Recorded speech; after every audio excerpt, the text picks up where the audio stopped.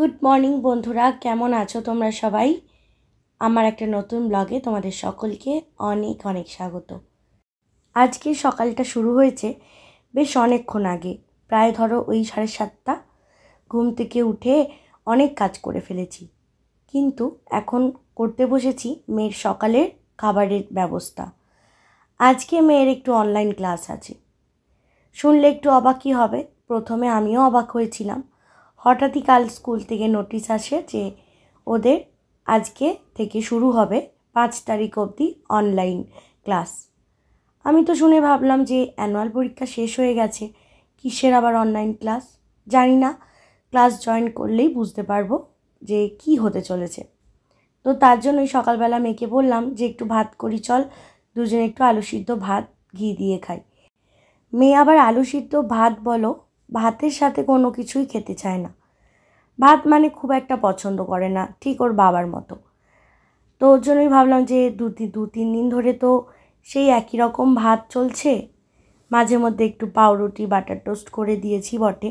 তো আজ ভাবলাম একটু স্যান্ডউইচ করি, হাতটা একটু খালি ছিল, তাই সকাল স্যান্ডউইচ করার জন্য যা যা লাগবে সমস্ত কিছু জোগাড়জান্তি করে একেবারে বসে গেলাম। আমি কিন্তু খাবো না, শুধুমাত্র মেয়ের জন্যই দুটো বানিয়ে দিচ্ছি।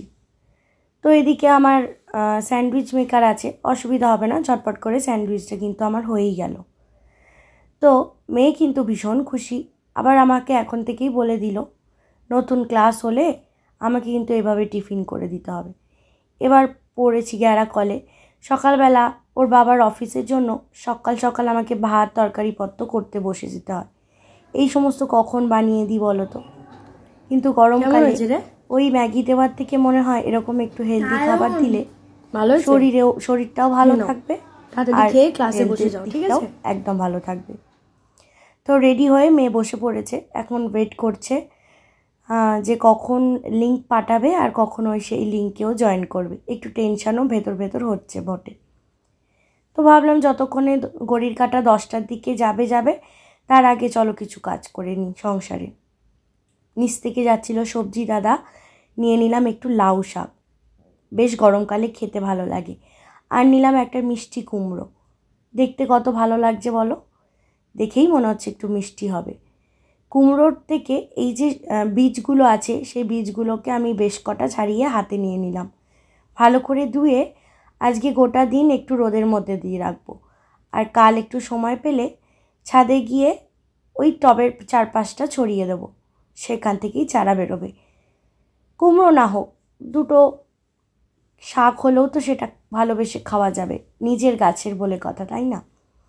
তা আজ রান্না করব সব রকম সবজি দিয়ে একটা পাতলা ঝোল। তাই দেখো পেঁপে, ঝিঙে, পটল, ঢ্যাঁড়স আর বেগুন আর আলু দিয়ে ভালো করে কেটে ভালো করে ধুয়ে নিচ্ছি। মায়ের কালকে একটু রাত্রির থেকেই শরীরটা খারাপ হয়েছে। শরীর খারাপ বলতে একটু পেটের প্রবলেম হচ্ছে, গ্যাস অম্বলে ভুগছে। তো আজকে বললো সকালবেলা উঠে কোনো মাছ কিচ্ছু করবি না আমার জন্য, একটু পাতলা ঝোল করলে ভালো হয়। তো বেশ ঘরে বড়ি আছে, ছোটো বড়ি দিয়ে আর এই জিরে বাটা আদা বাটা দিয়ে আমি একটু পাতলা করে ঝোল বসাবো। মেয়ে জানো তো অনলাইন ক্লাসে জয়েন করে ফেলেছে, কিন্তু আমরা যেমনটি ভেবেছিলাম ঠিক তার অপোজিট।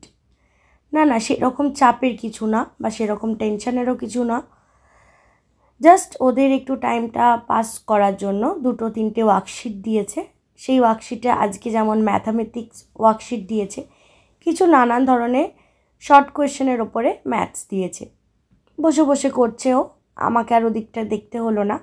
চলে এলাম রান্নাঘরে, ঝোলের কাজটা এগিয়ে দিয়ে এদিকে দেখো মা এনেছিল হরিণঘাটার চিকেন। সেই চিকেনটাকে এখন আমি জলে ভিজাতে দিলাম, আর এদিকে মায়ের জন্য অল্প করে একটু নিম ভাজছি। মাই খাবে এই নিম ভাজাটা, কারণ এরম ডাইরেক্ট নিম পাতা নুন দিয়ে ভাতের সাথে মেখে খেতে আমি পারি না, খুবই তেতো লাগে। তবে নিম বেগুন হলে বা নিমের সাথে আলু ভাতে মাখলে ভালো খাই। মেয়েকেও একটু একটু করে দিতে শিখেছি, মেয়েও দেখছি মোটামুটি ভালোই খায়। অবশ্য আগাগোড়াই একটু উচ্ছে কুমড়ো ভাজা বা উচ্ছে সিদ্ধ খেতে বেশ ভালোই পছন্দ করে, কারণ বাবার জন্য আমাকে প্রতিদিনই পাতের মধ্যে তেতো রাখতে হতো, আর এখন মায়েরও তো সুগার আছে, তেতোটা মোটামুটি আমাকে রাখতে হয়। তো তো মা যেহেতু চিকেন নিয়ে এসেছিলো আর কাল যেহেতু স্যাটারডে, তাই ভাবলাম আজকের দিনেই চিকেনটা বানিয়ে নিই, কাল আমরা নিরামিষ খাবো। তো চিকেনের জন্য দেখো এদিকে পেঁয়াজটাকে আগে ভালো করে ভাজা ভাজা করে নিলাম, আর বেশ বড় করে আলু কেটেছিলাম, দিয়ে আলুগুলোকে দিয়ে একসাথে ভাজা ভাজা করে নেব। আর একেবারে পেস্ট আমি বানিয়ে রেখেছি, যা যা লাগে পেঁয়াজ, আদা, রসুন আর টমেটো একসাথে পেস্ট করে নিয়েছিলাম। আর গুঁড়ো মশলা দিয়ে ভালো করে কষিয়ে নেব। আর হরিণঘাটার চিকেনটা জানো তো খেতে খুব ভাল লাগে, মানে এত সফট হয়, ঠিক যেমন সগুনা চিকেন, কষতে কষতেই কড়াইতেই যেন সিদ্ধ হয়ে যায়। আলাদা করে জল অ্যাড করে সিদ্ধ করার দরকার পড়ে না। তো মা যখনই অফিস বেরোত ওই রাস্তা দিয়ে আসে, তখনই কিন্তু মা নিয়ে আসে এরকম। কারণ মেয়ে আর মেয়ের বাবা ভালো না বাসলেও আমি চিকেন খেতে ভীষণ পছন্দ করি, তাই যখনই ওখান থেকে আসে একবার করে নিয়ে আসতে বলে না, আমি আমার সময় মতন করিনি। চিকেনটা কষতে কষতে আঁচটা একটু কম করে চলে এলাম বারান্দায় জামা কাপড়গুলো মিলতে, বেশ কটা কাঁচা ছিল। আর এদিকে দেখো বোতলগুলো মা এসে ভালো করে ধুয়ে রোদের মধ্যে শুকাতে দিয়েছে। আর এদিকে নিম কিছুটা ছিল আর কিছুটা পাশের বাড়ি থেকে আমাকে দিয়েছে, বেশ অনেকটা বলো। সবটা মা ভালো করে রোদে শুকিয়ে গুঁড়ো করে স্টোর করে রাখবে, যাতে সারা বছর খেতে পারে। আর এদিকে কিছু ছোলা ছিল, সেই ছোলাগুলোয় পোকা লেগে যাচ্ছিলো বলে ছোলাটাকেও রোদে দিয়েছি, তার সাথে কুমড়োটাকে ভালো করে কেটে ধুয়ে রোদে দিয়ে রেখেছি। এটার ফ্রিজেই রাখতে হবে না। দেখেছো বারান্দা জুড়ে কতটা রোদ এসেছে।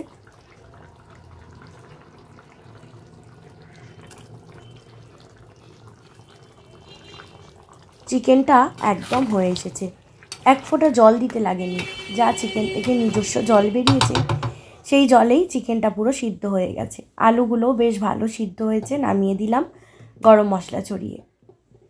আজকের মতন রান্না এবেলায় একদম কমপ্লিট। আর যা এখানে চিকেন আছে আমাদের মা মেয়েতে দুবেলাই হয়ে যাবে। স্নানে যাওয়ার আগে ঘরে জানলা টানলাগুলো বন্ধ করতে এলাম, কত রোদ এসেছে দেখেছো, সারা বিছানা জুড়ে রোদে ভর্তি। চলো, বড্ড জোরে খিদে পেয়েছে, খেয়ে এবার স্নান করে একটু বসতে পারলে খুব আরাম লাগবে। আজ তাহলে বিদায় জানালাম, ভালো লাগলে পেজটা ফলো করে দিও। কাল দেখা হচ্ছে নতুন ব্লগের সাথে। টাটা।